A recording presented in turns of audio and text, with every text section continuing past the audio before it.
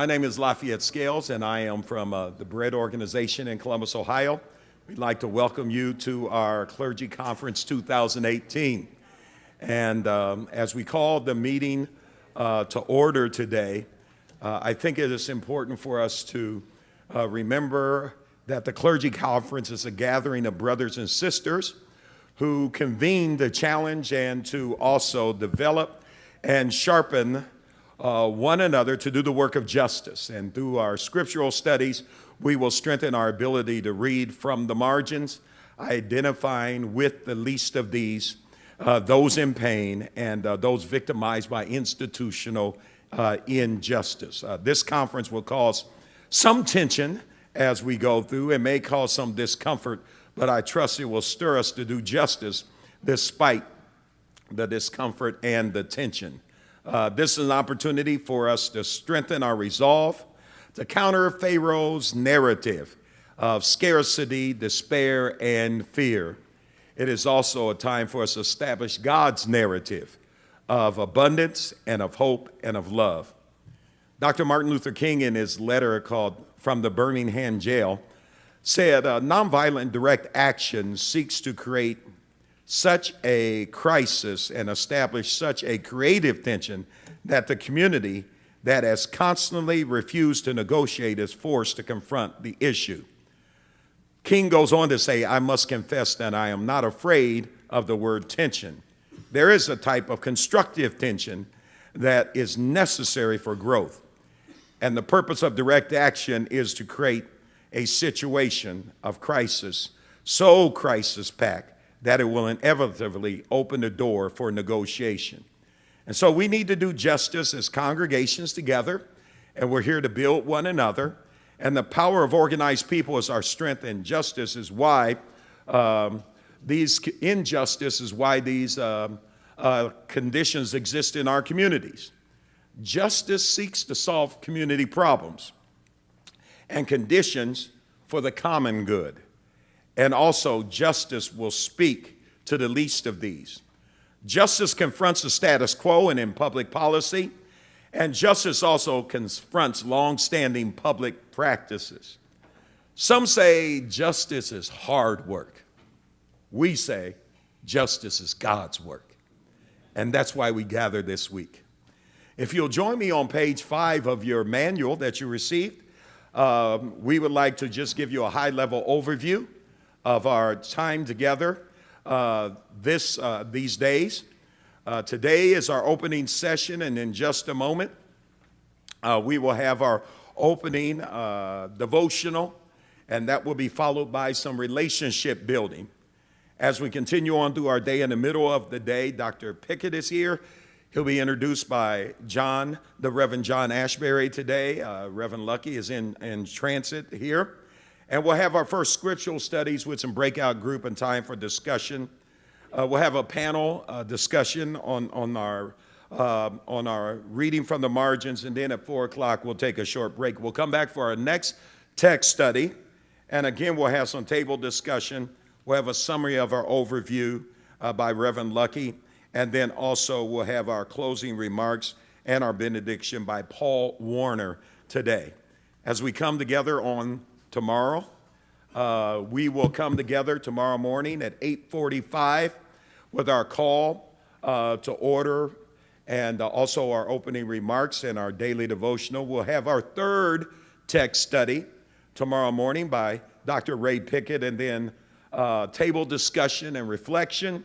We will come back and have our fourth text study on page 6, and then we will have the same pattern as followed today and in our first session. We'll take a short break, about 10:50 tomorrow, and then we'll have a panel of reading community problems, and then we'll have an introduction of our keynote and our keynote speaker. We will then have a response to our keynote speaker, and then we'll share in a lunch together. After lunch, we will have some breakout groups, and this will be a time for us to do some building for a justice culture ministry and a justice ministry culture inside of our church and our organizations, focusing in mostly on our congregations and on our churches. We'll come back together after lunch, and we'll have those breakout groups, and you have designated spaces that will be explained more tomorrow. And then finally, we will end on tomorrow with a banquet, a clergy banquet at 6:30. That brings us together for our final session, which is on page 9. Page 9. And again, when we close out on Friday morning, we'll have our opening session. We'll have our opening devotional. And then we'll have building that justice ministry culture. We'll have a break and travel to the main room, and we'll continue with a sermon blitz, and then we'll end our day with sermon number 3 and 2 and 1, and we'll have our closing charge tomorrow. That will give us a high-level overview of our time together. And so as adjustments are being made to schedule because of travel time, we will let you know. At this time, I would like you to help me celebrate the fast clergy as they come with our opening devotional. While we celebrate them.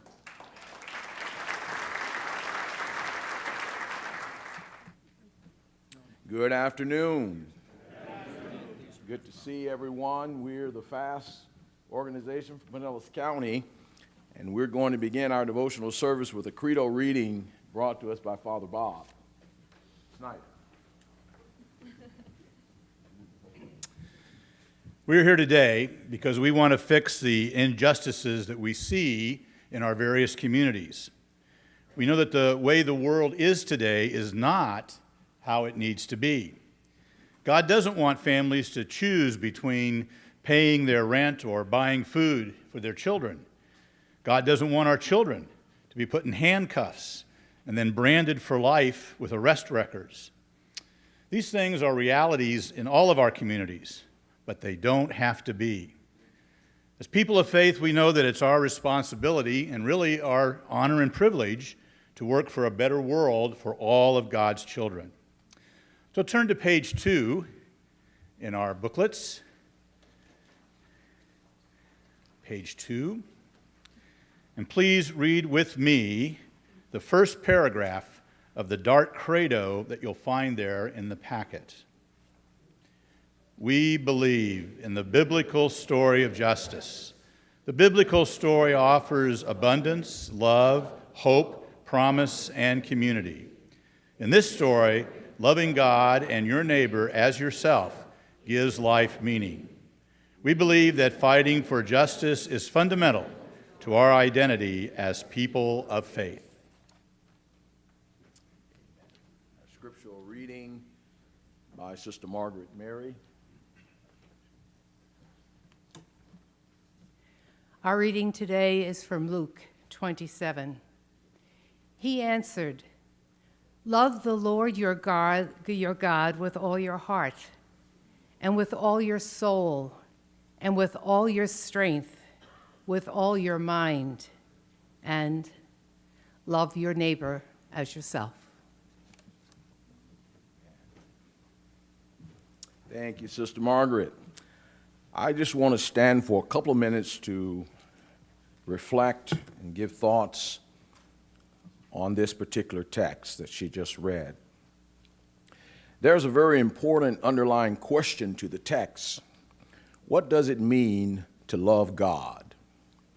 Loving God is answering his calls and living out his biblical mandate of justice, mercy, and faithfulness. Our congregations do mercy and faithfulness well, but how are we doing with justice? Are we truly loving God and loving our neighbors as ourselves? Building strong justice ministries is very important and a critical part of how we show that we love God and our neighbors. We've got to build a justice ministry culture where team leaders are owning the responsibility to build relationships with network members and build teams of 10.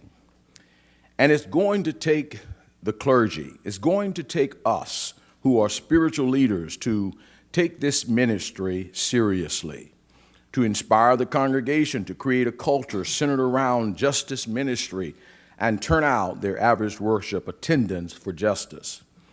The problems we're challenged by God to confront in our communities are too important and too urgent. Our children are being arrested for making mistakes and not given second chances. Our elderly are forced to make hard decisions about whether they pay for their medication or rent. We have people in our communities that have a great need for mental health services, but instead are labeled as criminals and devalued in our communities. We have to speak up for the rights of all who are destitute. It is our calling. It is how we display love for God and our neighbors. Thank you.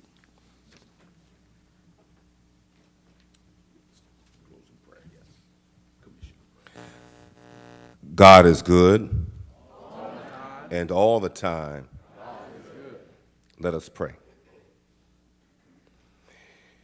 Eternal God, creator of the universe, there is no God but you.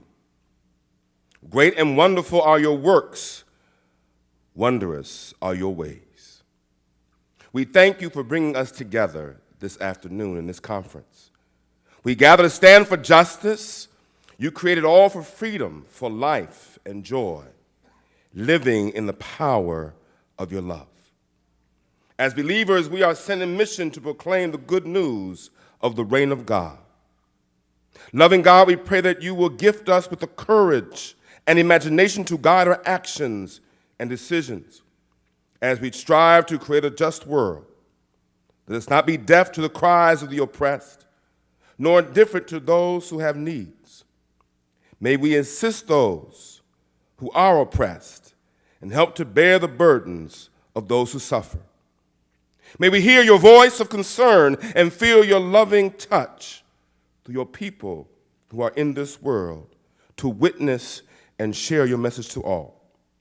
Anoint us with divine power that we may be committed to standing for justice, being a voice for the voiceless, standing for the powerless, and through your grace change our world to reflect the presence of your kingdom, a kingdom of justice, of love and peace, where all are valued, all are respected, and all needs are met. And we ask this in your mighty name, for you are God forever and ever. This little light of mine, I'm gonna let it shine. Oh, this little light of mine, I'm gonna let it shine. This little light of mine, I'm gonna let it shine. Let it shine, let it shine, let it shine. Everywhere I go, I'm gonna let it shine. Oh, everywhere I go, I'm gonna let it shine. Everywhere I go, I'm gonna let it shine. Let it shine, let it shine, let it shine. Let the church say, let everybody say amen.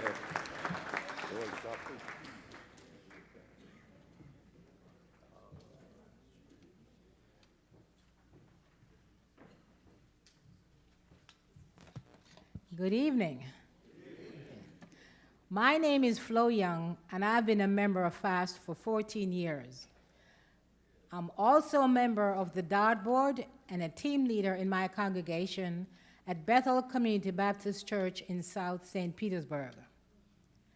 As a registered nurse who have worked inside the hospitals, in the community, and also as a home health nurse, which means I see patients wherever they live.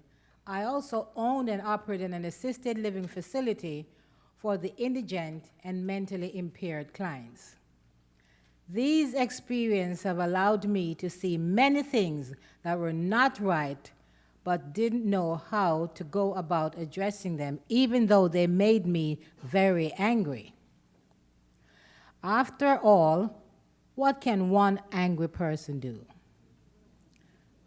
Not having enough food, no money for copay, or taking less medication than is prescribed, example, breaking your blood pressure pill so that you'll have enough to last until your next check comes, or people standing at the bus stop in the rain because there's no shelter, unnecessary out-of-school suspensions, I knew something was wrong, but I had no idea how to go about addressing these problems. Then came fast. And the first thing I learned is that these were not problems, these were injustices.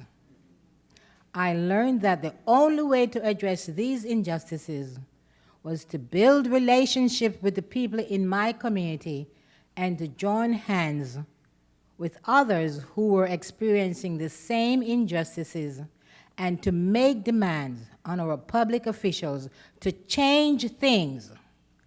I learned the right way to do justice.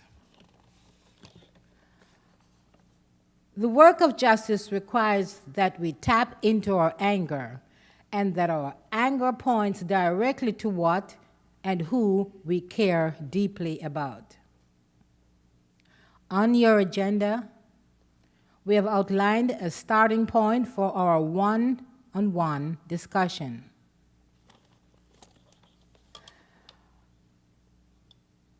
The discussion question is, think about a time that you or someone you love were up to their eyeballs in debt, or couldn't find housing, or was struggling, or bullied in school, or struggling with mental health issues. What was that like? How did you feel? Well, at this point, we are going to talk about how we feel with each other. Think about this question. The issues listed are starting points. There are many other community problems affecting you or someone you love that you might want to share. You may go ahead and do that. Now it's time to find a partner to discuss this with. When your time is up, I will call us back together. Thank you. I hope you enjoy getting to know someone new and sharing your testimony. Did you? Okay, very good. It reminds us of why God calls us to do justice and why we're here together at this conference. God bless you. And at this time, I hand it back to Apostle Scales. Thank you.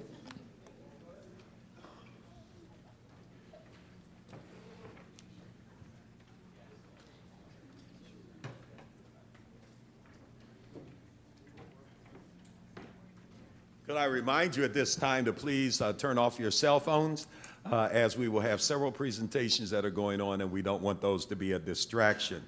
At this time, coming to introduce our speaker who will lead us in our time together today and tomorrow.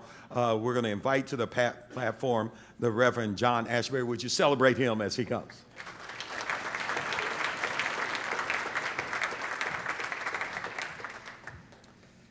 So on behalf of my colleagues on the DART staff, I welcome you to the 2018 DART Clergy Conference. I was supposed to do that tomorrow night, but since I'm standing here, I will do that today. I'm standing in the place of Reverend Ron Lucky to introduce our keynote speaker, Dr. Ray Pickett. Last year at this conference, Ray was the professor of New Testament at the Lutheran School of Theology in Chicago, and he's changed positions. I mean, is it a promotion, Ray? He's the rector, which means president, of the Lutheran Theological Seminary of the California Lutheran University. He did such a fantastic job of working with us on the text last year that we wanted him to come back. You talk with Ray for 5 minutes and you realize a couple of things that are really important. One is he really knows the text. He knows the backgrounds, he knows the stories, he knows the nuances. And he's really interested in what we're doing and helping to frame the conversation around sort of our questions. And it is really remarkable to find that combination. Sometimes there are people that are really interested in what we're doing, but they don't quite know their stuff. And sometimes the people who know their stuff, all they want to do is tell you about their stuff. Ray has really got that unique combination, and it's really a pleasure to work with him. So over the next day or so, we're going to be looking at 4 texts that show up in the Christian lectionary, and I want to make a note about that. Most of our organizations are interfaith, and at the Clergy Conference, we've tended to not had a lot of Jewish participation. So this year, Rabbi Case is with us from South Carolina, and Cantor Jack Chomsky, who's been in the past. He's on his way. So when we get a critical mass of 4 or 5 sort of rabbis, we're going to redesign. I'll work with those leaders to kind of figure out how to frame Torah portions in this text study.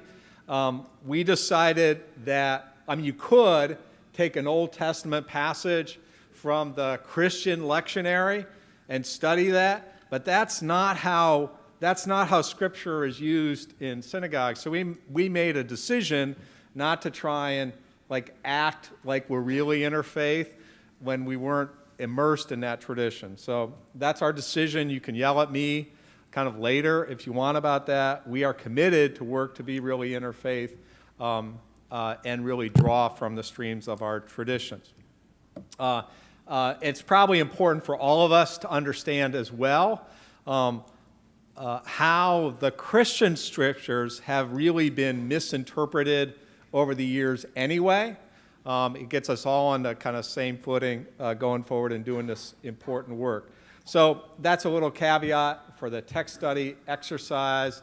Ray, I don't want to say any more, take up any more of your time, because I know we want to get to your presentation. So without any further ado, Dr. Ray Pickett. Good afternoon, everybody. I'm really happy to be back again and to work on these texts with you. We're going to work on 4 texts, but I ask, and thanks, John, for the introduction. I ask John if we could sort of begin by giving me 20, maybe 25 minutes if I stretch it. You'll help keep time to do kind of a framing of the whole gospel narrative, because I think sometimes we work on text and we don't do it with a sense of what the whole story is about. And one of the concerns I have is that I think most of us grow up with a story of some version of the story of Jesus, which says it's sort of the Johannine version of it, a truncated version of it, that God sent Jesus to die for our sins so we could go to heaven, and then you have to spend your rest of your life filling that out. And one of the concerns I have is connecting what Jesus is doing in Galilee to what happens in the Passion narrative, right? In other words, what happens to him in Jerusalem is precisely because, in my view, what I'll say is that he was actually organizing in Galilee. I do want to say, since the rabbi's here, that I'm going to just say this really up front. I hope that the rabbi will recognize that this is a very Jewish reading of Jesus, that I really think Jesus is leading a renewal movement, just like we're trying to renew society in our own context. I think he was leading a renewal movement within Judaism. He was a Torah-observant Jew, and for what it's worth, he was a person of color, right? There are no white people in the Bible. So just for what it's worth, it's good to remember that. I'm going to just do this rather quickly just to get the arc of the narrative of Mark. And so the first text up here is regarded as the theme of Mark. I don't know if you all you can't see the screen there, but the text and the discussion questions are in your book. So I'm gonna make everything I say is not up here, but there are a few bullets, and we can, I'm sure, get the PowerPoint for you later. So everybody agrees that, so all the Gospels have a kind of a prologue. A prologue is sort of like an overture that tells it's kind of a summary of the story in nous, and then it sets out the theme. And this is the theme of the Gospel of Mark, and we can actually spend a lot of time just unpacking this theme here, that now after John was arrested, Jesus came to Galilee proclaiming the gospel of God. and saying, the time is fulfilled and the kingdom of God has come near. Repent and trust or believe in the gospel or the good news. Just a few things to notice. First of all, it starts with a crisis, right? John's been arrested. So that's a very political thing, right? Why is John arrested? Well, because he's challenging the powers that be, so to speak. And in fact, that's the first crisis for Jesus, is that Jesus starts off as a follower of John. John is arrested, and the question is, how will this work continue? So, I mean, he starts under that auspices there. He's in Galilee, and what he's proclaiming is the good news of God, which is referred to, everybody knows that the theme of all the synoptic gospels in here, Matthew, Mark, and Luke, is the kingdom of God, which, we don't have kingdoms. I think sometimes we have to work at kind of retranslating that. So in our context, maybe the commonwealth of God, the realm of God. But what the kingdom of God is, in short, is the world ordered or organized according to God's purposes for humanity, right? That's what we're talking about. We're talking about, which is a political metaphor, right? It's organizing the world according to the values of Torah and the vision that God has for creation. And this idea of repentance, I think in our very privatistic, individualistic notion of faith, that we often read that as remorse, feeling bad, but repentance is a reorientation, right? It's reorienting your whole life to God's purposes, to what God imagines for all of us there. Now, much of what I'm going to do is actually put Jesus in context. That's what changes. So when we talk about reading from below, we're really talking about reading the Gospels from the standpoint of what the people he was working with, how they experienced him and what he was doing, and how they participated in that. Reading from the margins, these are people who lived on the margins. And so the first thing you need to know about context is, there we go. Okay, so the term gospel, euangelion, has two connotations. One, it comes from Isaiah, the gospel of the Lord, the return from exile and renewal. But gospel is also a term of imperial propaganda. In other words, this is an inscription from Priene, which says, "Since the providence which has ordered all things and is deeply interested in our life has set in most perfect order by giving us Augustus, whom she filled with virtue, that is divine power, that he might benefit mankind, sending him as Savior, that he might end war and arrange all things. And since he's Caesar, surpassing all previous benefactors, and since the birthday of the god Augustus was the beginning for the world of good news or gospel or good, that's the term there, euangelion, that came by reason of him." The point there is that when we talk about the good news, it's always in competition with other cultural versions of the good news, right? And we don't often do that. We use it as a catchphrase, as this sort of religious message. But in fact, if it's good news, it's competing. I mean, you could think about that in our own context. What is the propaganda? What is the story that we're told about what is good news? And it's very different than the sort of story that's being told in this gospel here. So I think that's an important thing to think about when we use the word gospel, which has become code language for us, right? We use it as code language, and people don't know what we're talking about. How is it good news, and how is it in tension with the good news of whatever propaganda is being perpetuated in the culture there? So the other thing about the beginning of Mark begins this story, the Gospel of Mark, of Jesus Christ, the Son of God. But then the next thing in the Gospel is Mark says it's a passage from Isaiah, but it's actually a conflation of a passage from Isaiah 40, Malachi 3, and Exodus 20, which actually tells you in a nutshell what the story is about. So it says, he cites the prophet Isaiah. It says, "See, I am sending my messenger ahead of you who will prepare your way. The voice of one crying out in the wilderness, prepare the way of the Lord, make the Lord's path straight." What's important about that is that this Mark is signaling by citing the Isaiah 40 passage. This is the theme of the new Exodus in Isaiah. So Isaiah is written in exile. So this idea of Exodus is not just something that happened once in Egypt when Moses led the people out of Egypt. It's a theme that is repeated and renewed in the Jewish story of God leading people in liberation. So Mark is telling you that this is a story of liberation. And so this ties in with what you've been working on, I think, now for a few years with when Walter Brueggemann was here about Pharaoh's narrative versus the God's narrative. That's the setup here. Is that this telling you that the way of the Lord, God in Isaiah 40, it's God coming in strength or in power. But what's interesting in Mark is that this phrase, the way of the Lord, is a catchphrase throughout the whole gospel. They're the way Mark tells the story is that they're always on the way, hadas, on the way, which means that the way of the Lord is something God does. It's God's power, and we'll talk more about that in a minute. But it's also a way of life. It's also something we do. It's a way of walking. It's a way of living. It's a way of following Jesus. It's a praxis, if you will. That this idea that faith is not just something. It's not what you believe. It's your acting your way. It's what you trust and acting on that in a way that you're acting your way into a new reality together. So this is a very important piece here.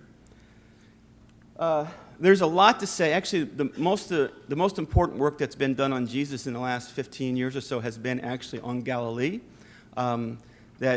These texts read very differently. When you put Jesus, I always kind of kiddingly say, when you put Jesus in his place, that is to say, when you're sitting back down on the ground and you ask the question, which I think is the question you're all asking all the time, what is going on in Galilee?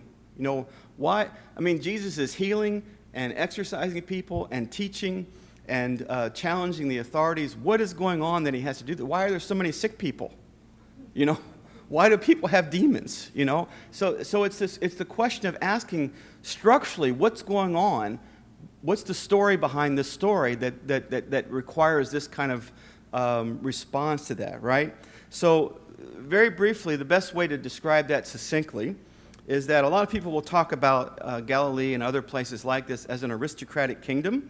And there are elaborate definitions of this. I just have an aristocratic agrarian, or that is agricultural empire that concentrates all the power in a small ruling elite who control all the resources. That's really, so basically the way the empire is run is that this will hopefully sound familiar to you. It's very similar to our own context, where literally 5% of the people own all the resources.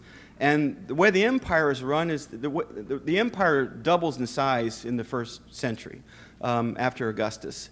And the way you expand an empire like that is that you create loyalty among the elite in every particular locale, and you run the empire through them, right? That's the way it works.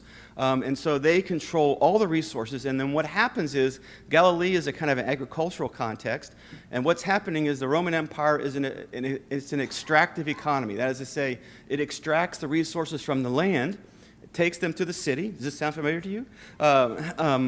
And then it services the elite, and then what it does is it creates a crisis for the people who work the land. They don't, it's a crisis of debt and dispossession. Their lands are taken over because they can't pay debt. It's that kind of society. So I have here the economic stress on the populace in Galilee was caused by leisured elites who exploited farm labor and procured a large percentage of agrarian production, that is agriculture, causing perennial food insecurity, tenancy, and debt, right? So that's how you control people. This is actually similar to what happens at the beginning of Exodus, right, with Moses, where the Egyptians are concerned that the Israelite population is growing, so they basically do forced labor, right? That's how you control people. It's strategic. I mean, it's the strategies of the elite. So just one text here. Once you kind of know this, I'm hoping that when you get this big picture, you can read the text and you'll see things you've never seen before. So there's this very strange passage in Mark 6 with Herod and his daughter who dances, and then she asks for, her mother tells her to ask for the head of John the Baptist. I've wondered for years, Why is that in there? Why does Mark have that in there? It seems it's just like all of a sudden you read this strange story of Herod and the daughter dancing and asking for the head of John the Baptist. And I think the reason that story in there is Mark is giving you a snapshot of how elites behave, right? This isn't so the word, I think I have it up there in Greek, hoi protoi, is literally in Greek, it means the first ones. He's painting a picture for you of the powerful people in Galilee who are gathered with Herod, having a banquet, indulging themselves, and really, doing what elites do. And what's interesting is this story in Mark is set, what comes right after it is the feeding of the 5,000. So you have, on the one hand, you have literally just a little snapshot, an Instagram, if you will, of how the elites behave, and then you have Jesus feeding 5,000 hungry people, right? That's the picture.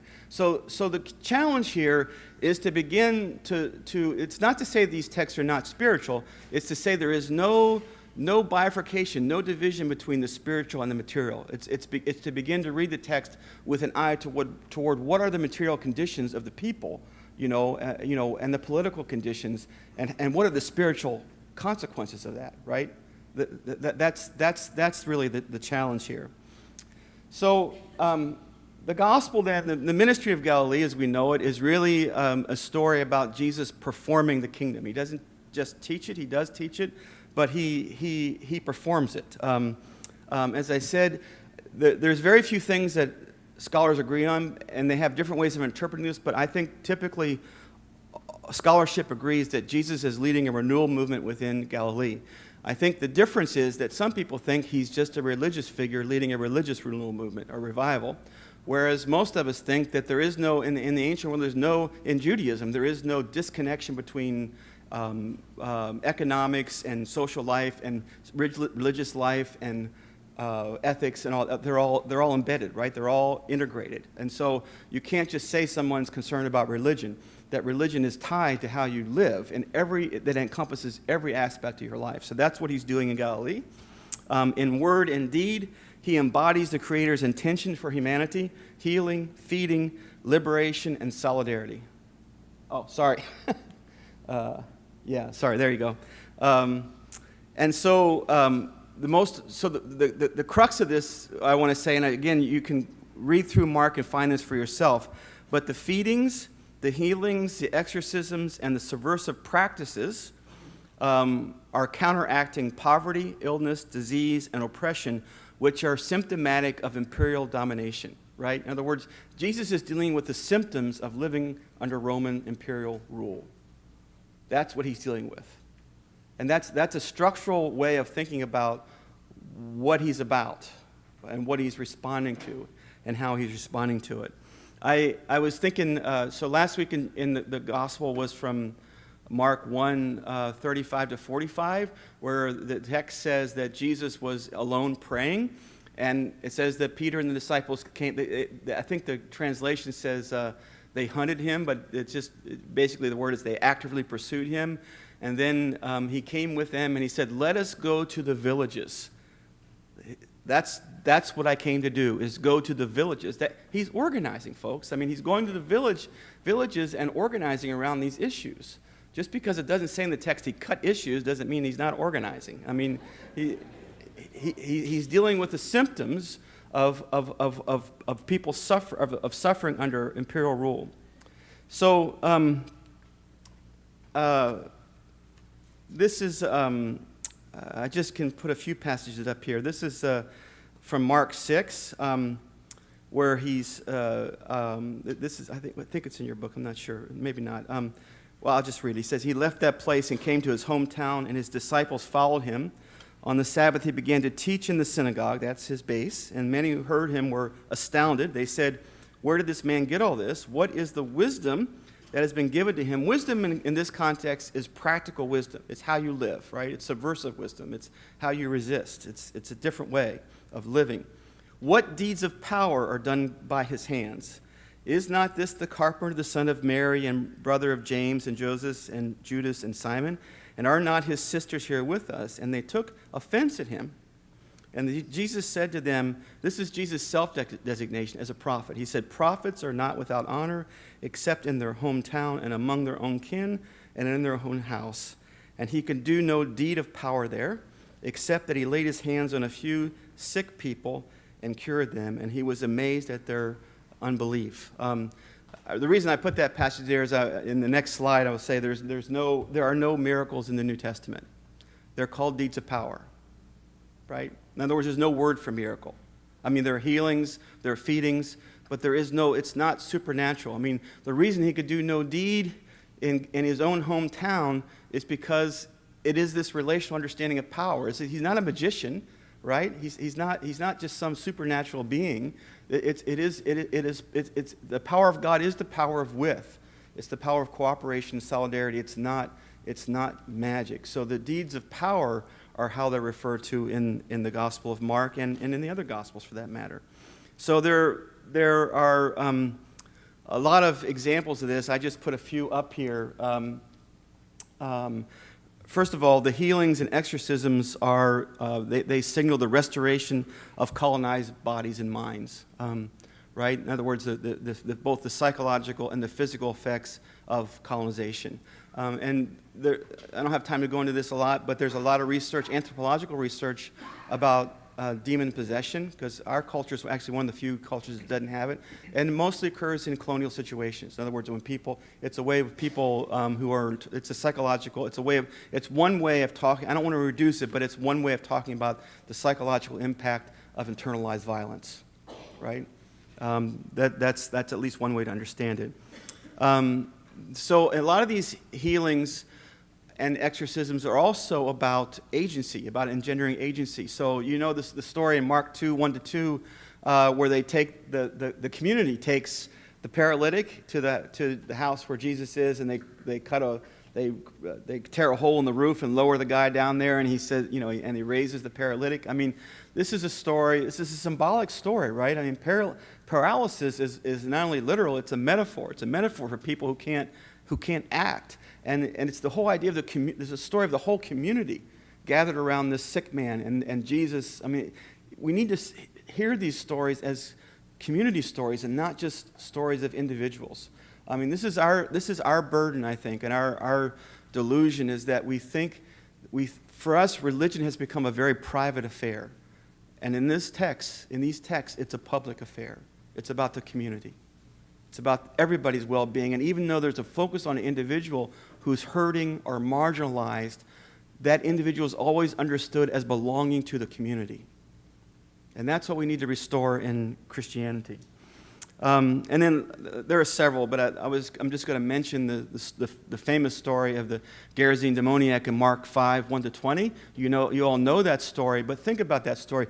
When Jesus says, what is your name? And the demon says, legion, that's a term for a loan word for Roman imperial troops, right? So this is a story not just of one individual who's off in a cave cutting himself. This is a story about alienation, about the effects. It's about somebody becoming a scapegoat for the violence. And then when he heals the man or delivers him, the community wants Jesus to leave because he's reorganized the implications for the whole community are scary to them because people get attached to their dysfunction, right? They get attached to it. So this is just a very quick overview here. The last thing is, in the whole narrative of Mark, all the Gospels, actually most stories, the plot of the story is driven by conflict, right? And we've interpreted historically the conflict as sort of religious conflict, Jesus in conflict theologically with scribes and Pharisees. I don't think Jesus has any theological difference with scribes and Pharisees so much.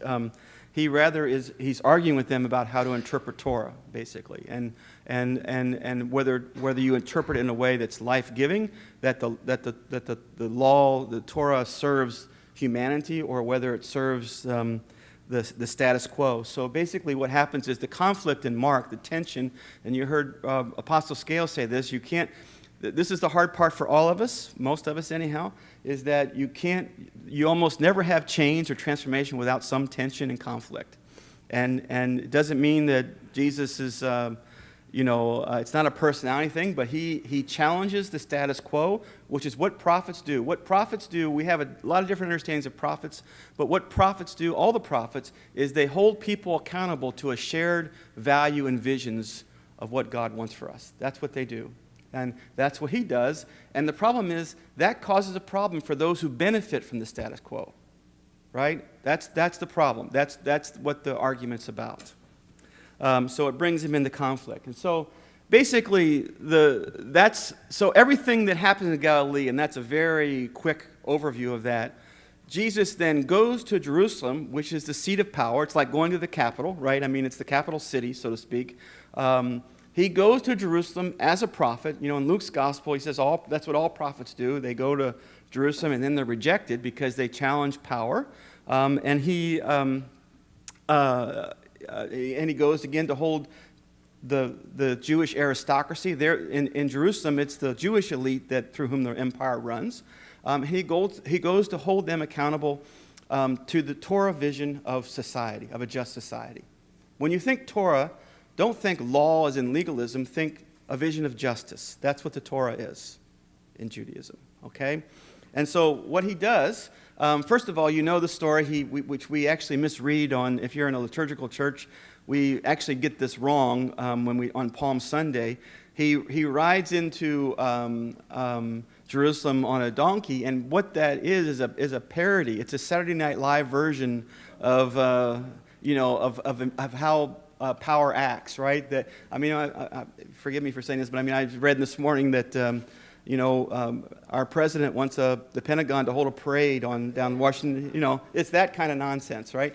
It's this idea that somehow, and so he's making fun of that. He's making fun of that kind of power by riding in on an ass into Jerusalem as a different kind of king, right? Matthew has a very different way of talking about that.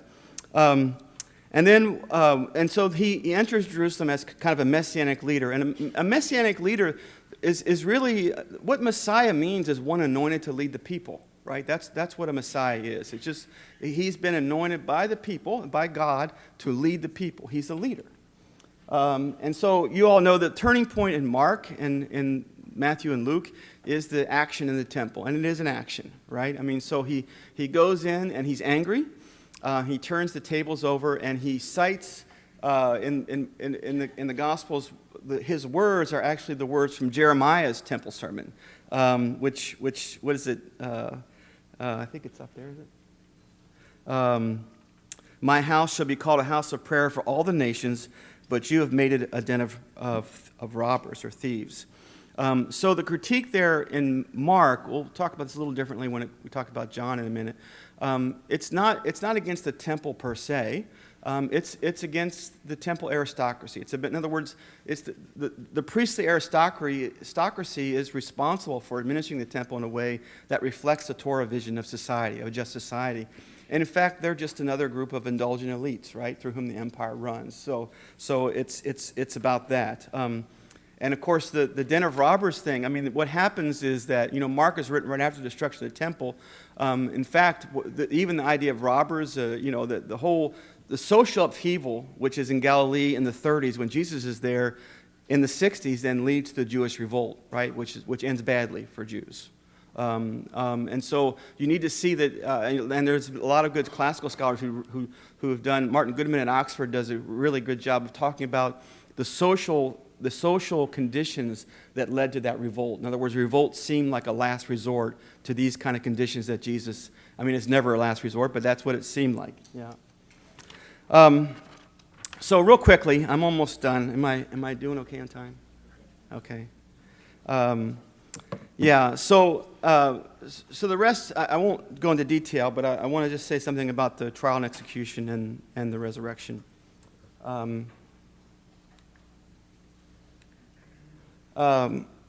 So what happens, as you know, is that there's a lot of detail here that I'm going to skip over, but essentially the chief priest and the council, the Sanhedrin, basically haul Jesus before them, and the text says they give false testimony. They blame him for things that he's not responsible for. And then, even though Pilate in this gospel is depicted as a soft character, I mean, Pilate is, he really gets whitewashed in this gospel, actually in all the gospels, because he actually was removed, I think, a year or two after the death of Jesus for summarily executing people for no reason. So, I mean, Pilate was basically a thug, and we know this from Philo and other Jewish sources. But Pilate, the Gospels want to put the blame on the Jewish leadership because they see their failure more than they do Roman failure, right? In other words, it's blaming the leaders for what's happened here. And so he's then, the Sanhedrin turns him over to Pilate, who is wishy-washy, and he basically says he just wants to do what the people want, which is never true. But the most important thing to say about the trial and execution is that crucifixion is a form of state terrorism. That's what it is. I mean, it's a way of deterring people from disturbing the Roman order. The only reason, this is really important, the only reason anybody is ever executed in the Roman Empire is for sedition, for disturbing the order. So it's always, Pilate has absolute power. Crucifixion is a Roman political act. It's a Roman political strategy for keeping the Pax Romana, for keeping the peace. By the same token, and so we need to be careful about identifying God with crucifixion and God sending Jesus to die. Jesus dies because he's a disturbance to the empire, right? God's response to that is a resurrection. So I used to tell students when I taught just a year ago that the resurrection is God's political response to the crucifixion. That the work you're doing is about resurrection. And just as resurrection is not just about Jesus, it's about the restoration of creation. So crucifixion is not just about Jesus. In all of our communities, there are people who are being crucified, right? Literally and metaphorically. In other words, it's a metaphor for, I mean, Jesus is in solidarity with people. It's not just about him. So I'll end with this because Mark has an amazing way of telling this story. I think most of you know that Mark, everybody pretty much agrees that originally Mark ended at 16:8. In other words, there's a young man who shows up in the tomb. I think it's the same young man who flees naked in Mark 14. Now, he's not an angel. Matthew and Luke turn him into an angel. He's sitting in the tomb, and the women come. Everybody else is gone. The women are the only ones left. They come in the tomb, and they said, he's not here. He's been raised. He will meet you in Galilee, just as he told Peter. And he told Peter that after this, I will rise and I will meet you in Galilee. And the gospel ends by saying, and they didn't tell anyone anything because they were afraid. That's the end of the story. And I think that's the end of the story because it doesn't bring closure. Think about this in your preaching. There's no closure to the story. Is there anybody else who has been with Jesus in Galilee, seen him preach and exercise and heal and do all the things that he did? And the answer is all of you who have just heard the story. And the risen Jesus then will meet everybody in Galilee, which is now wherever you are, to continue the work of ministry, of justice. The ministry that he was involved in Galilee. So the last thing I'll say is that I think the most important theological statement is in Mark 12. I think it's up here. Is it? Yeah. Where this is important for us in terms of understanding resurrection. That Jesus is having this debate with the Sadducees who don't believe in the resurrection, but they're debating about resurrection. And the whole thing about if a brother dies and and the wife remarries, whose wife will she be in heaven? And they're saying, well, they don't believe. And then Jesus says this. He says, as for the dead being raised, this is an interpretation of resurrection.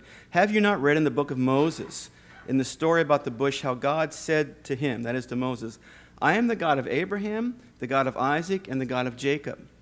God is not God of the dead, but of the living. You are quite wrong. Resurrection is not just something that happened to Jesus back then. It's the life-giving power of the Spirit at work in and through the work you're doing, all the work of people who follow Jesus, who are working towards this sort of Torah vision of a just society. So I'll stop with that. I'm sorry I went a little bit over, but that's as fast as I can do, Mark. So now we're going to look at go right into the text, right? Okay. So these are all lectionary texts, and we're going to discuss this here, right? So this is Mark 8, and this is in your book, by the way. So this is Mark 8:31 to 38. I'm just going to do a few minutes of framing this. I'll try to make up a little bit of time. So in the middle of Mark, so on the way to Jerusalem, there are three places where Jesus predicts his suffering, death, and resurrection, his passion, right?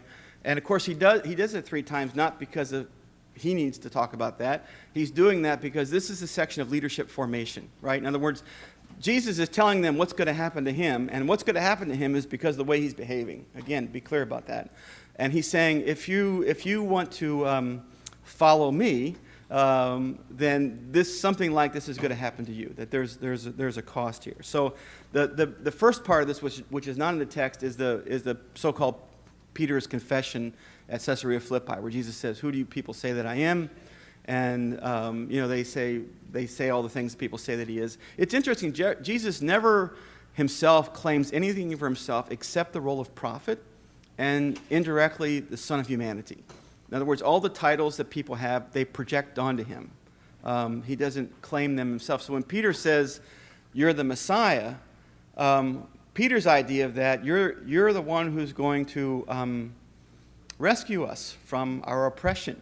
And Jesus' reply suggests this whole thing about the pastor predictions is that, no, this is about all of us, right? No, that you're in this too, and so this is what it means for you to follow me and to be a part of this movement, which is what it is.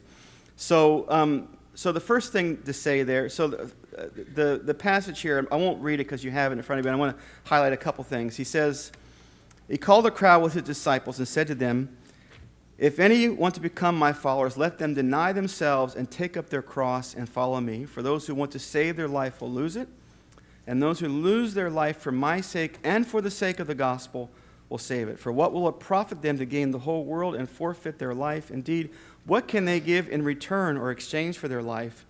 Those who are ashamed of me and my words in this adulterous and sinful generation, of them the Son of Humanity will also be ashamed when he comes in the glory of his Father with the holy angels."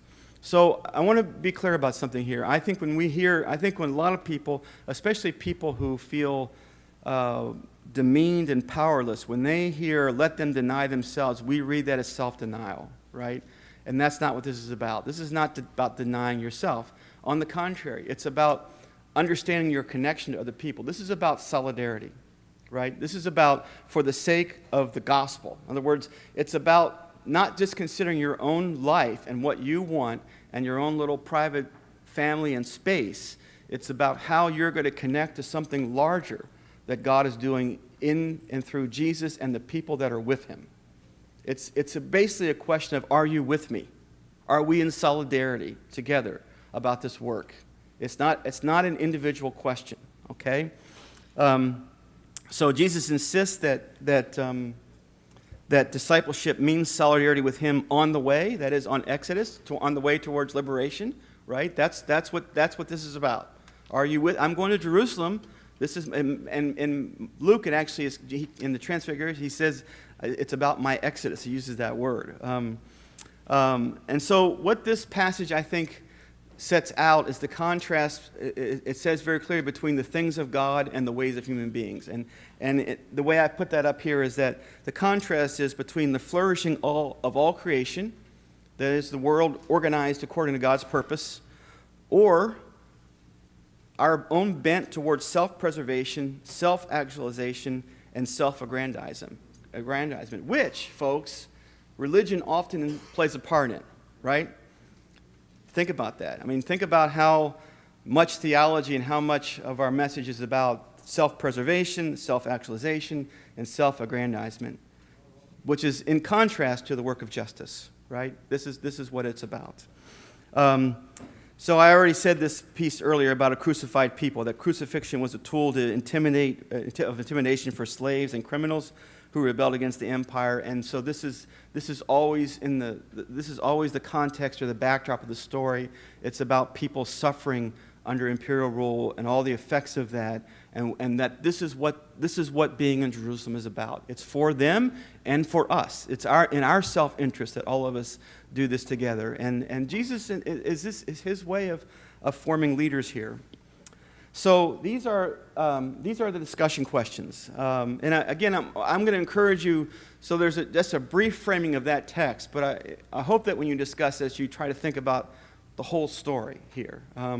And what's going on. This passage is kind of a pivot. It's the story pivots right here in Mark 8, which is literally in the middle of the gospel, right? It's a turning point, if you will. So these are the questions for you to discuss in your tables. What are the signs of exploitation and oppression that need to be confronted in your community?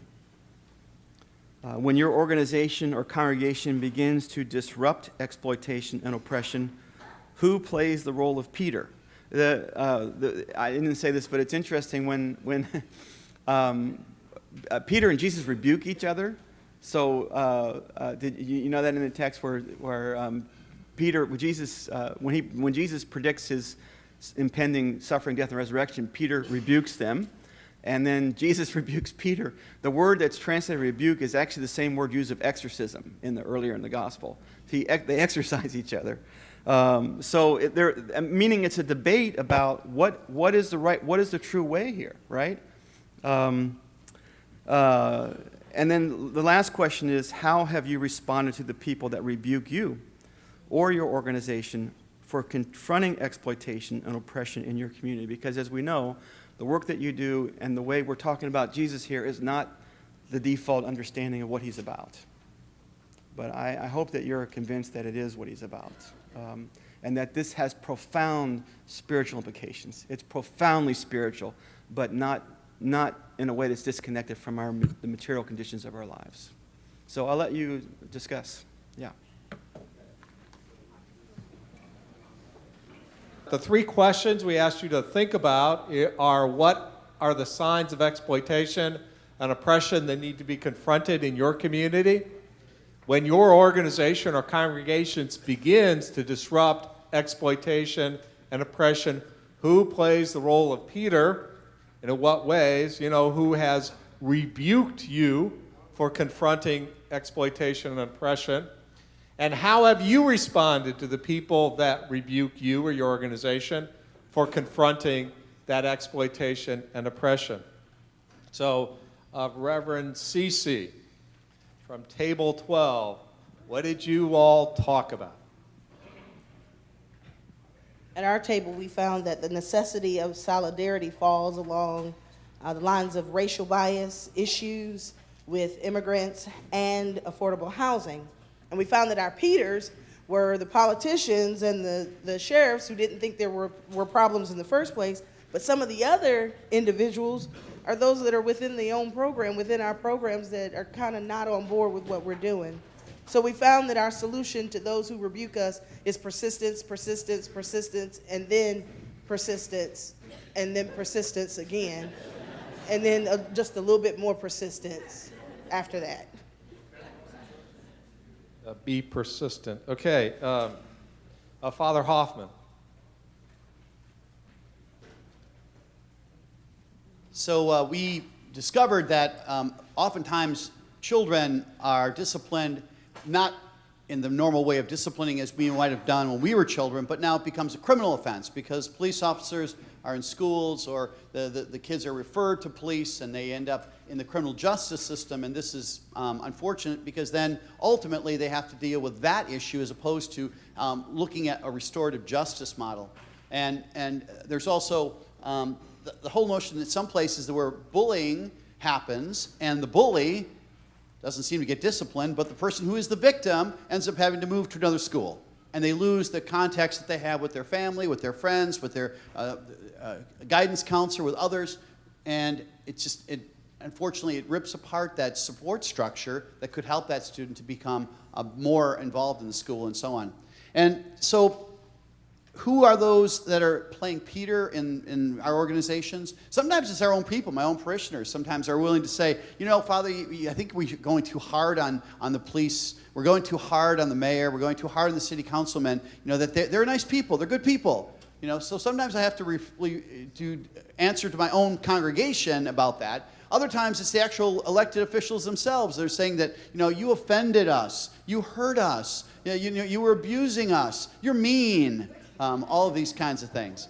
And so sometimes that persistence, like was mentioned earlier, is necessary. The other part of that, I think, too, is the education that this is a professional relationship, that they have an obligation, a duty by their election or their appointment to fulfill justice for our community. When that doesn't happen, we're not being mean. We're standing up for what is right and good in our community, and that's what we do. And then Reverend Cooley.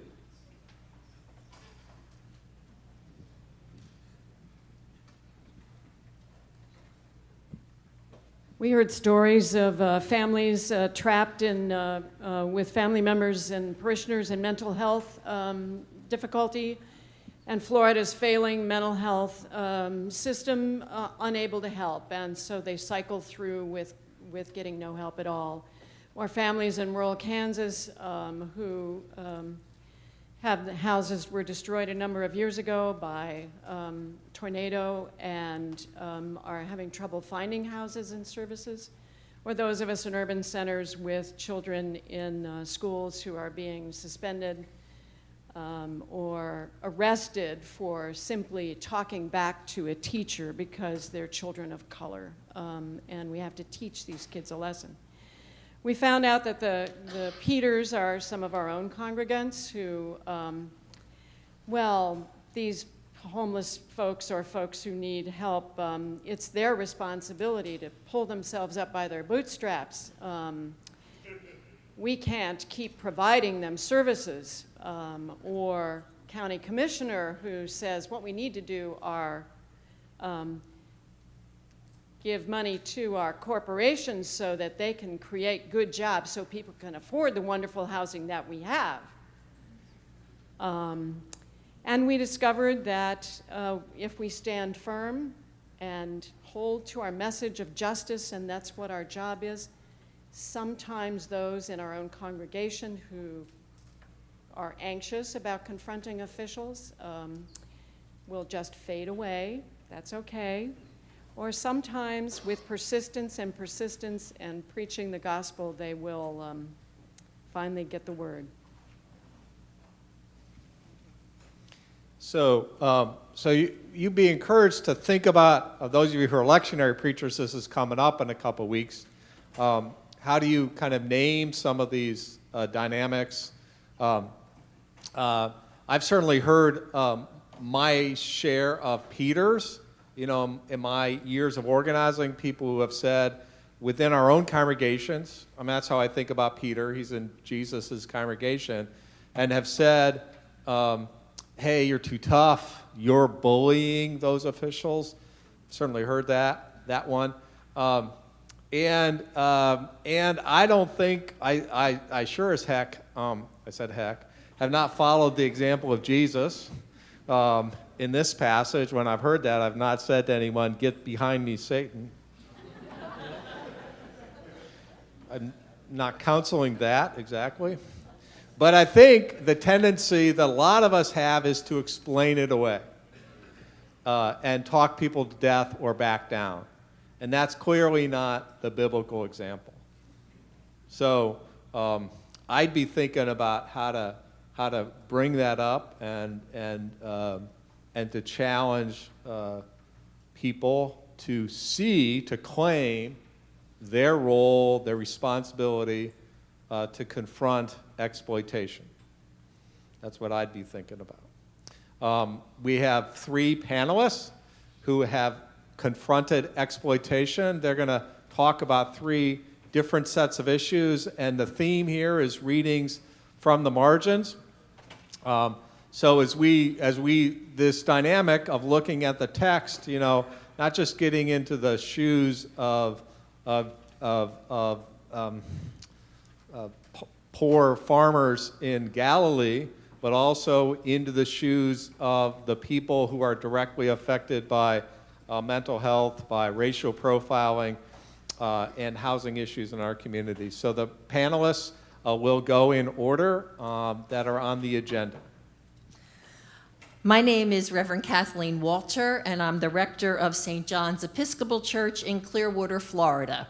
And I am a proud member of FAST, Faith and Action for Strength Together. I am angry about the housing crisis in my community. In Pinellas County, there are over 70,000 families that make less than $47,000 a year and pay more than half of their income toward rent. These families are one illness, one broken car, or one paycheck away from losing their housing. It's gotten so bad that the average cost of a two-bedroom rental in our county is now $1,200 or higher. A member of my congregation owns a mobile home, and mobile homes were the cheaper way to go in Pinellas County, but not anymore. Even though they own their home, they do not own the land. And the rent under their home has increased from $300 to $600 a month in only a 3-year time period. They're on a fixed income, and they cannot afford one more increase. Even if they could move their home, which they can't, all the other mobile home parks are raising their rents at a similar rate. They are totally out of options at this point and will be homeless if there is one more rent increase, because even to get a one-bedroom apartment will be $800 or $900 a month, and they cannot afford that. Last year, we identified that our county commissioners and the St. Pete City Council had the power to fix this crisis. In Pinellas, we have a 1-cent sales tax that brings in over $2 billion over 10 years. But somehow, they keep telling us that there just isn't enough money. There isn't enough money, yet they manage to spend millions every year on palm trees and beautifying our beaches. There isn't enough money for affordable housing, yet the city of St. Pete is presently planning to spend $150 million on a new pier. Even though the Bible doesn't mention affordable housing, we know that God wants all of his children to have a roof over their head. In the Exodus story, we see that God brought the Israelites out of slavery and promised to lead them to a land of abundance where all their needs would be met. Clearly, God wants all the children to have a place to call home. So last year, we at FAST brought over 2,400 people to our Nehemiah Action to demand that our public officials spend a serious amount of this tax money on affordable housing. And guess what? Although we had a lot of initial resistance, we eventually got commitments for $100 million for affordable housing over the next 10 years. Now, this won't solve the problem, but thousands more families will have a safe place to raise their children. Elderly couples will no longer have to choose between rent and medications, and young professionals will no longer have to live with their parents because they can't afford their own place. So thank you.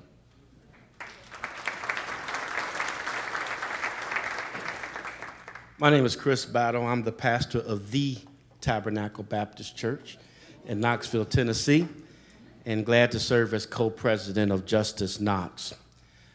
The Knox County Detention Center is often called the third largest mental institution in the state of Tennessee.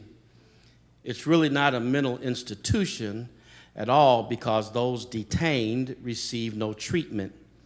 Their incarceration is longer than it should be, but the police continue to arrest and imprison them.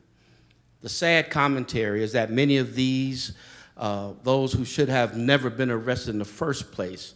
They are mostly people who have not committed major crimes and are literally crying out for help. People who have mental issues are being handcuffed and jailed. People that need medication, not incarceration. They need treatment, not imprisonment. The powers that be argue, these people are in the way. They're disturbing the peace. They need to be controlled. They make our customers nervous in our parking lots. They're a nuisance. And in a very real sense, they treated human beings with mental illness as a demoniac in the Gadarenes. Instead of treating them, we'll lock them up. Instead of learning how to de-escalate situations, we'll just put them in the tombs. Instead of understanding their plight, we won't treat, we'll just bind them, lock them up, and move them out of the way. Somebody needed to hear the cry of those who are mentally impaired. Justice Knox responded to their cry. We heard their stories, we felt their pain, and we called for CIT training, crisis intervention training, a program model for community policing that brings together law enforcement, mental health providers, individuals with mental illness, and their families to improve responses to people in crisis. CIT programs enhance communication, identify mental health resources for assisting people in crisis, and ensure that officers get the training and support they needed. Justice Knox called for CIT training for all 250 city police officers, all 600 jailers. We needed the support and endorsement of our local police, the county sheriff, our city mayor, and the county mayor. But the powers that be, they defended Pharaoh's narrative. They said CIT works, but we don't have the time to train all of our officers. We don't have the resources to make it happen. We don't want to burden our veteran officers with learning these new skills. We're satisfied with just a few who have been trained, and hopefully they are on duty when a crisis occurs. Somebody needed to hear their cry. We made our requests. We gathered 1,236 people at our first Nehemiah action. And I'm glad to report that they heard our cry. The city mayor, the county mayor, the police chief, the county sheriff, all agreed to have all police officers, approximately 1,000, trained in CIT starting in March. And the church said, amen. Amen. I'm Reverend Charles Hayward, the honorably retired pastor of the St. James Presbyterian Church on lovely James Island in Charleston, South Carolina. I've served CAJM, Charleston Area Justice Ministry, as founding treasurer, secretary, and now just completing a term as a co-president. Needless to say, I'm angry about racial profiling. Racial profiling while driving black is not unique to Charleston, South Carolina, of course. And so when our House meetings disclosed consistently over 3 years that the number of stops in Charleston was almost 4 times as much as in Columbia, South Carolina, Columbia at 35,000, Charleston at more than 125,000, it only confirmed what many of us knew and confirmed what many of us were already experiencing. Personally, I got my driver's license at age 16, and before I took the driver's exam, my older brother Arthur taught me how to get stopped by the police. It was a lesson on how to behave when the red lights pulled up behind you, either flagged you down from their standing on the other side of the road. Today we're teaching our grandchildren, our great-grandchildren the same lessons. The only thing that have changed, my friends, is that the lights today are blue. When I grew up in Charleston County, it was not healthy to get stopped by any police officer. It wasn't healthy then, and it isn't healthy now, even if you are black and wearing a clergy collar. Many of you know the name Walter Scott. I would ask you to recall that all started with a traffic stop. Charleston might be a great place to visit, but I want to say to you that it may not be a great place if you're driving and you're black. For me, Mr. Scott's death had an impact on our community as much as the Emanuel 9. So it was not rocket science that compelled the Charleston Area Justice Ministry to ask the city of Charleston and North Charleston to have an external independent audit of the police departments for racial bias. It is necessary to address individual fears of our police officers, family finances, stress when illegally and unfairly arrest, heavy fines, certainly the community, wholesale mistrust of our police departments, and the lack of accountability and transparency formed within the department. So for CAJM, it was that common sense, do nothing and a disaster was on the way. Do justice and something would change. My colleague, Reverend Danny Reed, is going to continue. Thank you. My name is Danny Reed, and I serve the historic Unitarian Church in Charleston, and I'm a member of CAJM, the Charleston Area Justice Ministry, and I am a recovering Caucasian. I cannot share my brother Reverend Hayward's experience. I have never once feared being stopped for driving while white. When my college-age son was learning to drive, I had to teach him how to find the car jack, how to test the tire pressure. I never once had to tell him what to say when stopped and asked, "What are you doing in this neighborhood driving that car?" I did not have to teach him to be deferential when stopped and to keep his hands well above the dash. The disparity between my experience and Charles' experience makes me angry. My almost completely white congregation shares my experiences of privilege and safety, but they share my anger too. For these reasons and more, we wish to be honorable and sensitive allies for racial justice in Charleston, not working for brothers and sisters of color, but with, alongside, united in spirit, if not experience. Through the agency of the Charleston Area Justice Ministry, CAJM, we heard story after story of African American men and women, young and old, professionals and tradespeople being stopped by the police for spurious reasons. The narratives were consistent and unassailable.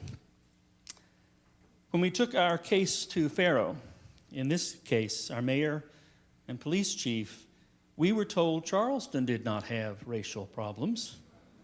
Both these men, decent people, nonetheless took our claims personally, as was shared before, and told us they were hurt and they were offended by the truth we brought, which they rejected. Charleston is the threshold to America's original sin. Countless African men and women stepped from the slave ship directly onto Charleston's shore. Every social issue in Charleston, and that matter, America, involves some dimension of racial inequality. Of course, Charleston has racial problems. CAJM members shared their stories over and over at every city council meeting for months. Still, Pharaoh, blind and deaf, told them they were mistaken, that they misunderstood, that if stopped and even searched, well, it had to be surely justified.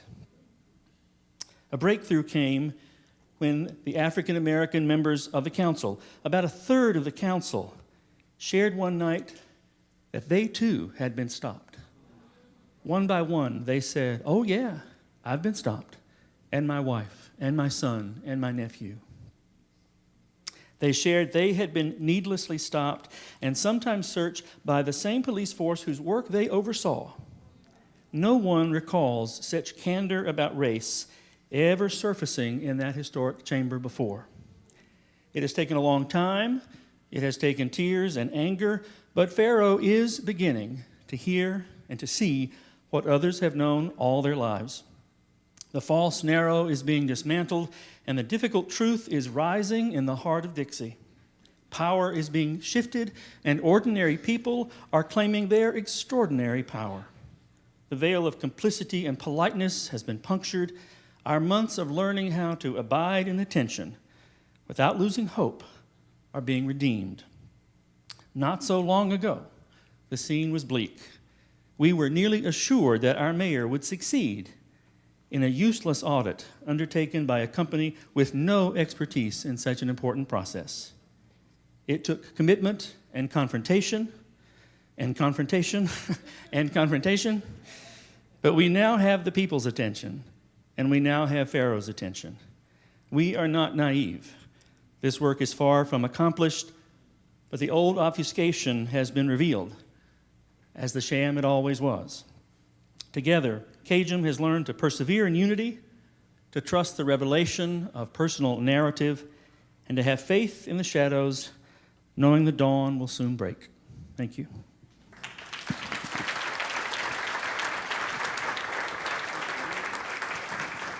To conclude, the North Charleston City has undertaken an audit by the COPS program of the Department of Justice.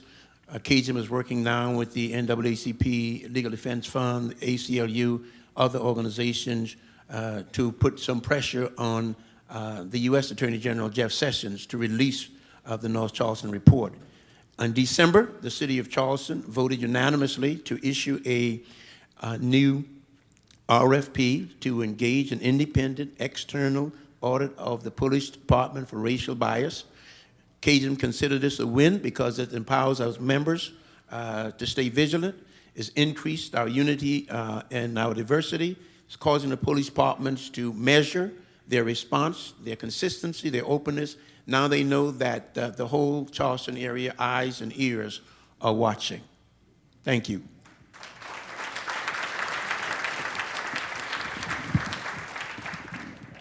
We're preparing now for our second text study.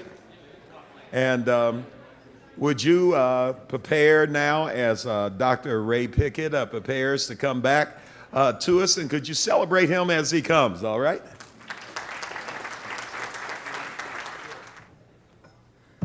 Well, I hope you all were energized by the conversations. I was energized by listening to you, and we'll talk more about that. But we're going to do a second text here,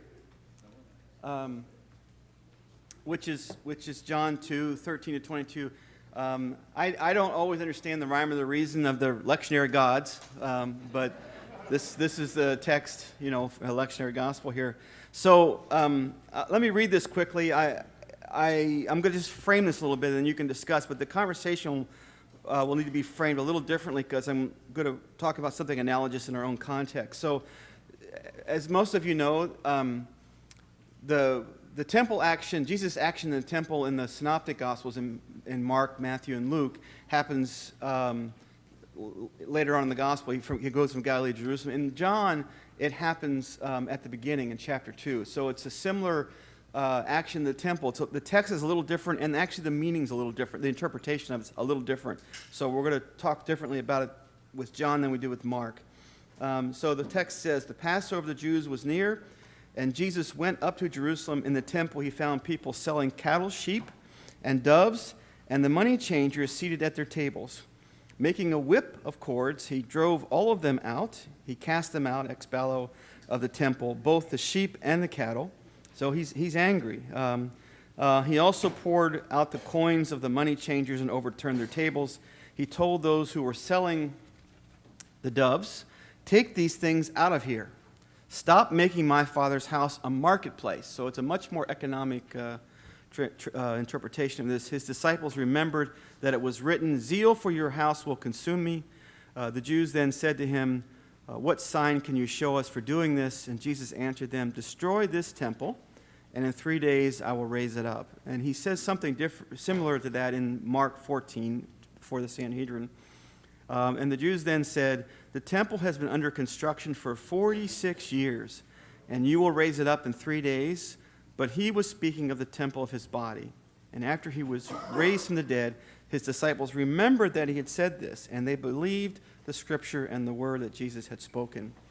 So in the Gospel of Mark, we talked about that Jesus isn't so much critiquing the temple per se as an institution, but the priestly administration of it because of their neglect of the people. It's really a critique of leadership.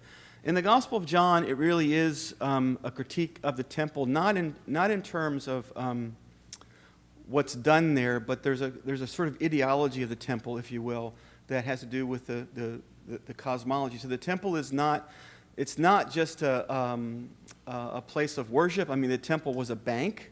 The temple served as a bank. It's the symbolic center. In Second Temple Judaism, it's called Second Temple Judaism for a reason, right? The temple is this place where there's a symmetry between heaven and earth. So if things are done properly in the temple, then there will be this sort of balance between heaven and earth. So John Levinson, who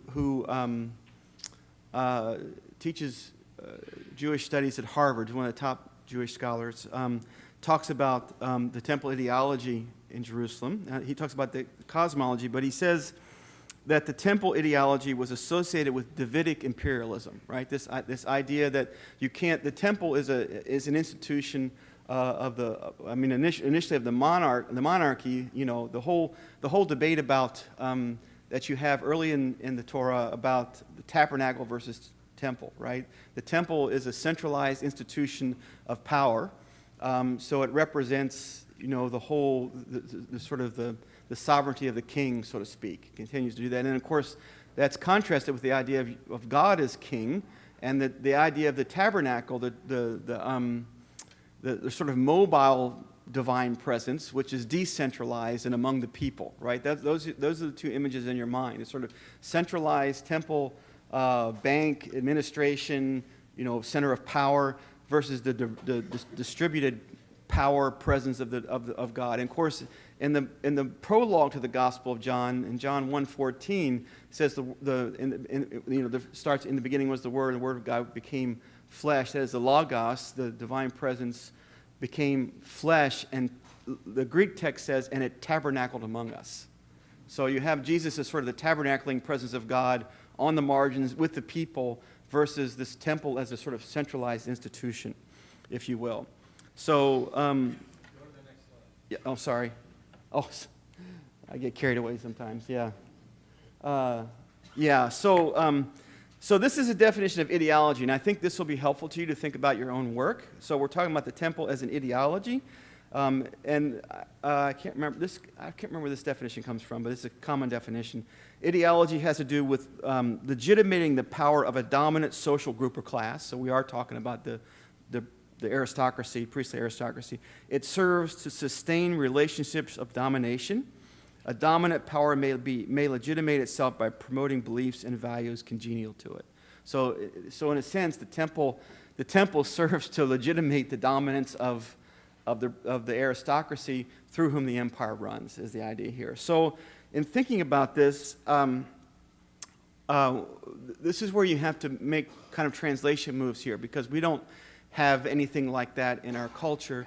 And a number of people have written. Harvey Cox wrote an article a long time ago and actually has a new book out. I think the title of it is called "The Market as God." So our analogy for the temple would be the market system, right? I mean, it's not a centralized. It's not the same. It's not you don't know where all the power is. It's dispersed, but it's an ideology, if you will.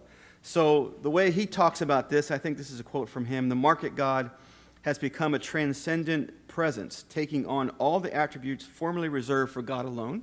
In other words, functionally in our culture, the market is God. I mean, that's our idolatry, right? The religion of the market has its own myths of origins, its own legends of the fall, and doctrines of sin and redemption. I mean, it has rituals, it has temples, you know, banks and marketplaces. I mean, if you think about this, a lot of people have written about this. If you think about money and the way it functions as a symbol, like the temple is a symbol, it has all the trappings of a religion in our culture, and even the rituals of exchange. The way, you know, when you're depressed and you go shopping, what is that about? You know, right? It's because it's so internalized. The ideology is internalized in us, right? So we live in a market-shaped social. I'm sorry, I have to keep up with the slides here. The second slide, or the second bullet. We live in a market-shaped social imaginary, reducing everything to its cash value. Like the Christian church, the market has a universal mission to spread the good news of unlimited growth. That's the gospel of the market, of unlimited growth and salvation through the gratification of desire. That's our inscription. That's our, I showed you that inscription of Priene of Augustus. That would be our inscription. The good news of the market and what it can do for you. It's unlimited growth, all it's done for you, and how all your desires can be gratified. That's the propaganda. That is the euangelion, the gospel of the market. Everything is for sale under the market's financial system of mortgages, consumer credit, and predatory lending. I want you to hear that again. Everything is for sale. Everything. Creation and human life are commodified. This makes the temple look like a small potatoes here, right? I mean, this is a totalizing system here. The result is a vast and growing global inequality as more wealth is concentrated at the top. So this is our, we talked about an aristocratic empire. We live in an aristocratic empire. It may not be an empire in the technical sense because we don't have an emperor, but we have a system with a symbolic head, but make no mistake about it, part of the mess we're in politically is because politics is owned by corporations, right? By money. That's the way that works. So that's what we're up against. So if you think about the temple, Jesus' action in the temple, and kind of recontextualize that in a market system, what does that look like? That's the question for you to discuss. So these are the discussion questions for that, if you can think about that. This takes a little more imagination to make these shifts, but these are the kind of shifts that when you make them can be very powerful. So the discussion questions are, the temple is a place of sacrifice. Who and what is sacrificed on the altar of what Pope Francis calls savage capitalism? So we're not talking about just capitalism, an exchange of money and capital and that. We're talking about predatory capitalism, savage capitalism, that destroys people's lives, ordinary people. The second question is, Jesus' action subverts the ideology that sustains relations of domination. That's partly what you're doing, and that's part in the conversation we just had here. This is why, these accusations about people, you hurt people's feelings, that when you challenge them, this is kind of interesting, the people that are dominating you, right? Jesus' actions subvert the ideology that sustains relations of domination. How might we subvert a market ideology that devalues human life? And then the third question, how do we imagine the new order or temple that Jesus will raise up? So when Jesus says he will raise up the temple of his body, I think he means by that, Paul's very clear what he means by that. When Paul says, Paul talks about the temple as the community. In other words, the body is not his personal body. It's a metaphor for the community, the divine presence in the community, not in the institution. And that's partly what the contrast is, the idea that God, we have, the pyramid on your dollar bills with the eye, in God we trust, on your money, right? I mean, that's the symbol of that. And this is a symbol of the divine presence dispersed among us in our lives and in our communities. That's the contrast. So those are the questions to discuss at your tables. I'm going to call on three of our tables. First of all, I'm Ron Lucky. I'm from Build in Lexington and a member of the DART board. I've been charged for this session as well as the next two to sort of surface some of the things that have gone on in the tables. If I have a comment or two, I'll make them. If I don't, I'll just glaze over and we'll go from there. Three tables. Table number 4, Reginald Barnes. By the way, these folks are given about a minute, a minute, to make summary comment about what they did around their table. Reverend Barnes. Got it. All right. In response to number 1, who and what is sacrificing on the altar of what Pope Francis calls savage capitalism. And we summarized and said that anyone that stands in the way of profits for the market gods, anyone that disrupts the market god, are those who are being sacrificed on the altar of savage capitalism. And then that further, number two, how might we subvert a market ideology that devalues life? We said get more churches to speak and to continue to tell our stories publicly and be a prophetic voice in our communities, and that we must be the conscience of the state. And then thirdly, how do we imagine the new order or temple? And we just simply said that we will live by the biblical mandate to love thy neighbor as thyself, that every member of our society would do their part and all needs would be met. And we would be judged not by color, but our character. Thank you. Thank you, Reverend Barnes. Table number 8, Reverend Tim Ahrens.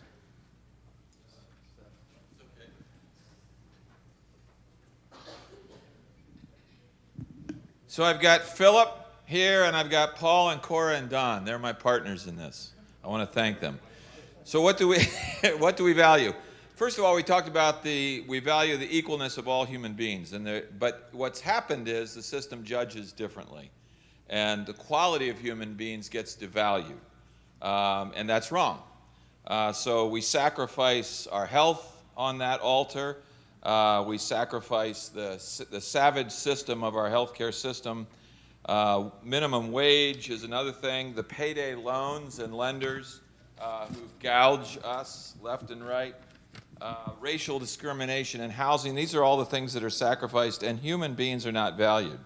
Also, as we looked at it, Jesus' actions to subvert the ideology that sustained relations of domination.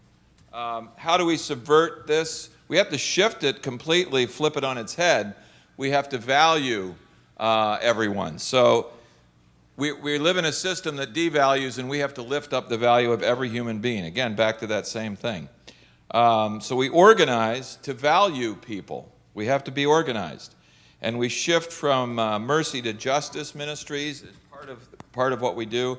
I like a story, and I'll end with this, an apocryphal story from the first century church where when people gave alms to the poor, they would say, I am sorry. As they gave them the alms, they would say, I'm sorry that you have been robbed.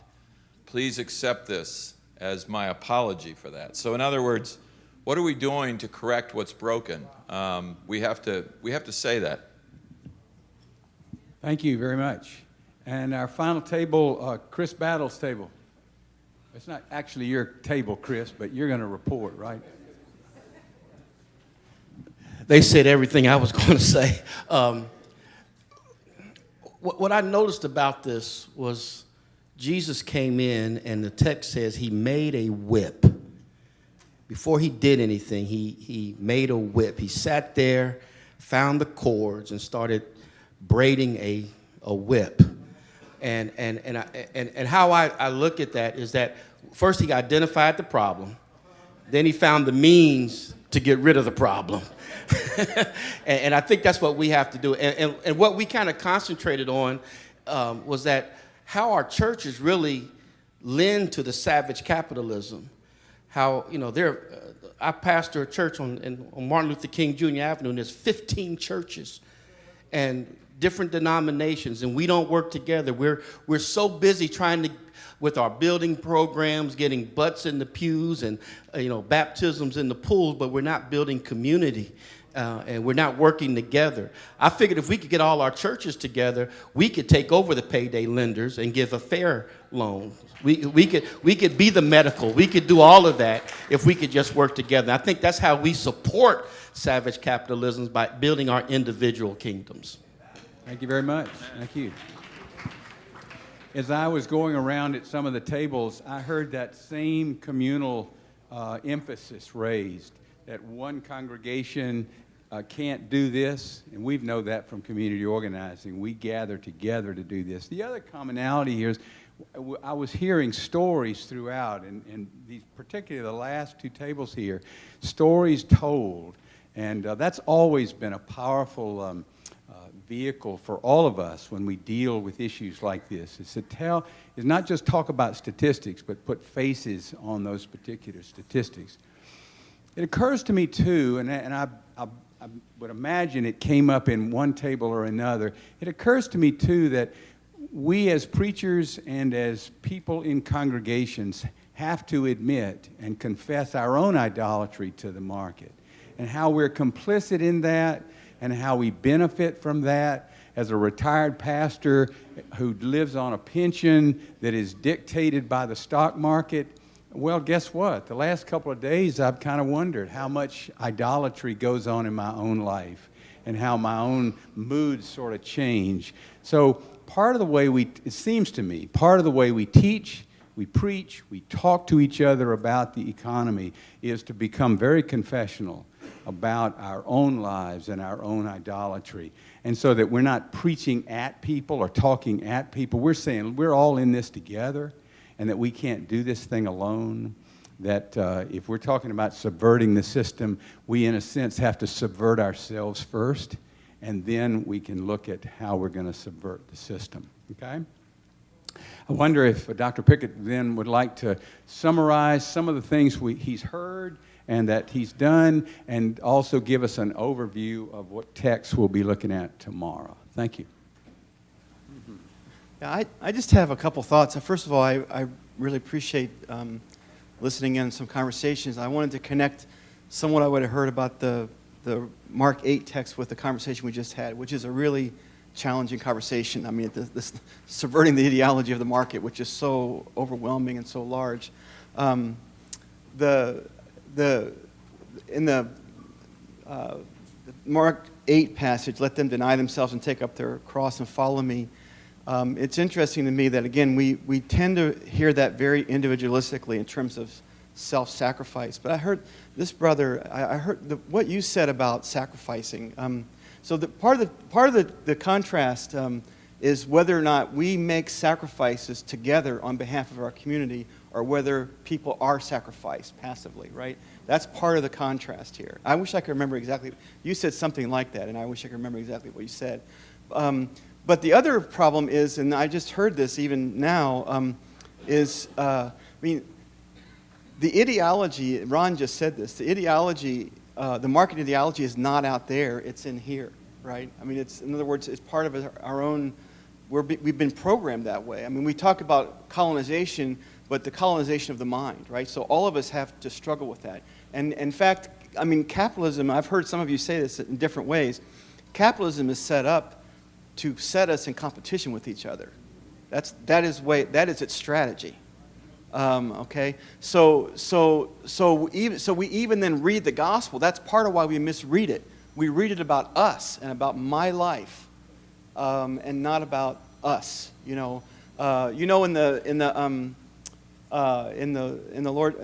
the Eucharist, and when Jesus says, this is my body given for you, one of the problems is that in English we read that as a singular you. It's a plural. It's you all. This is for you all, right? So we have a real issue here, and actually I do think capitalism is sort of underlying this in terms of how we've internalized that system. The only other thing I want to say in terms of subverting the market ideology, which I understand that sometimes it's almost paralyzing to think about that, but what I think about, and the story I think about in the Gospels actually is from Luke. When Jesus is tempted by the devil, and if we kind of translate who the devil is for us, but I mean the devil says, all these kingdoms are mine, and I'll give them to you and whoever I want, if only you fall down and worship me. That whole passage is about Jesus resisting that ideology, right? I mean, it's about the ideology of me. And right after that story, it says, and he returned to Galilee full of the power of the Spirit.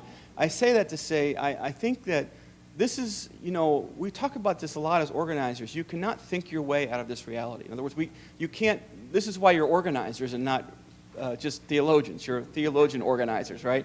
That is to say, this is not something you figure out around the table talking about it. We talk about it to become aware of it, but we have to act our way into a new reality and do it together. And I think we underestimate the value of subversive practices, the practice of resistance, and then when we do that together, that is power, This is what I want to talk a little bit about tomorrow, is the relationship between faith and power. We'll look at Mark 3 and Mark 7, the story of the Syrophoenician woman and the deaf guy who's healed.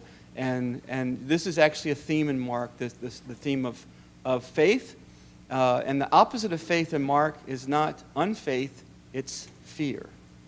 When I was, this is a little bit of a tangent, but several years ago when I was on sabbatical, I actually write a little bit on the Bible and economics. And so to have my own experience of this, I actually, on sabbatical, traded currency. I used to get up in the middle of the night and trade currency, and I would do it with a group of people online, just to learn, just to have the experience of learning, like what this is, right? What this experience of trading is. And the first thing I learned, both them telling me and from my own experience, believe it or not, Ron talking about our own idolatry, is that any economist will tell you that the markets are driven by two things. You know what they are? Fear and greed. Fear and greed. Fear of losing, and then when you're gaining, you want more. And that is such a primal thing. And but that's, those are the kind of things that are driving everything, and they're a part of us. In the story, in Mark's story of the rich young ruler, where the rich guy who comes to Jesus and wants to inherit eternal life, and Jesus says, why do you call me good? If you really want to do this, then give all. But after all that, the guy walks away, and Jesus is very sad. But the part we don't talk about is right after that, Peter and James and John say, what about us? We've given up everything. What's in it for us? In other words, they had the same mentality as the rich guy. So, right? I mean, so this is the kind of imprisoned subjectivity, right? That our very selves are kind of imprisoned to this ideology. And this is what I kind of heard at this table. Unless we can kind of become aware of that and then act together in powerful ways to resist and create. Resist and create. That's what I heard a little bit here. So, I mean, these are things we have to do. But listen, nobody is strong enough to withstand this on their own. That's the thing. None of us are. And this is the importance of organizing. Yeah.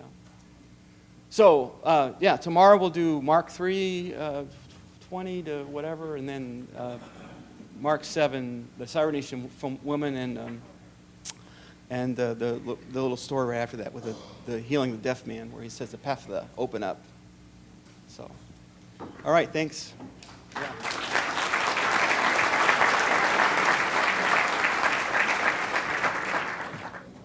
Reverend Paul Warner will be leading us in our closing remarks, our prayer and dismissal.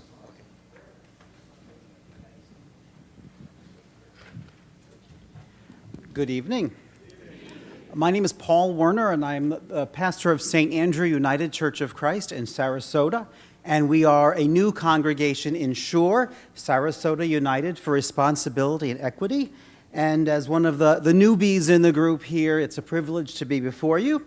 And I was lovingly encouraged to remind everyone that we're all on our own for dinner this evening, but you do have a little restaurant guide at the back of your packet, so you have that information.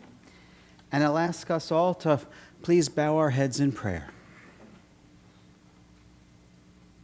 Loving God, who spoke to us through prophets of old, and who speaks to us through the prophetic actions of people in the here and now, we ask that you continue to empower us to usher in the beloved community that you call us to be. We thank you for gathering us together to refresh our spirits and our minds as we seek justice in our communities and speak your truth to power. As we gather and learn how to put into action what you call us to do and be, grant us, O Spirit of love, a vision of your world as your love would have it. A world where the weak are protected and none go hungry or poor. A world where the riches of creation are shared and everyone can enjoy them. A world where your children live in harmony and mutual respect. A world where peace is built with justice and justice is guided by love. grant us the inspiration and courage and vision to build a world on earth as it is in heaven. We pray these things in your name and in your many names. Amen.